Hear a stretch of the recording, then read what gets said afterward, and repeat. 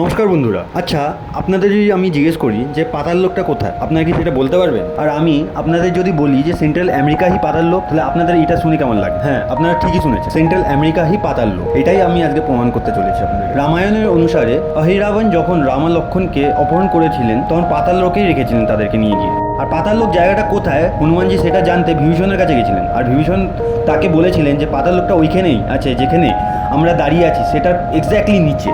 হনুমানজি সঙ্গে পাতাল লোকে চলে গেছিলেন। আর সেখানে গিয়ে হনুমানজির দেখা হয় মকরধ্বজের সাথে, যে পাতাল লোকে দুয়ারপাল ছিলেন। তারপর হনুমানজি এটাও জানতে পারলেন যে মকরধ্বজই ওনার নিজের ছেলে। তারপর আর কি, হনুমানজি খুব খুশি হয়ে মকরধ্বজকে বরদান দিলেন যে আজকে থেকে পাতাল লোকের রাজা তুমিই হবে, আর সময়চক্র অন্ত হওয়া অবধি এখানকার লোকেরা তোমারই পুজো করবে। আর আজকের সময় আপনারা যদি ফোকাস করেন যে সেন্ট্রাল আমেরিকার একটা পার্টিকুলার রিজনে মায়া ট্রাইব থাকতেন, যে নাকি একটা মঙ্কি ভগবানের মন দিয়ে পুজো করতেন, যেটার অনেক প্রমাণ পাওয়া গেছে।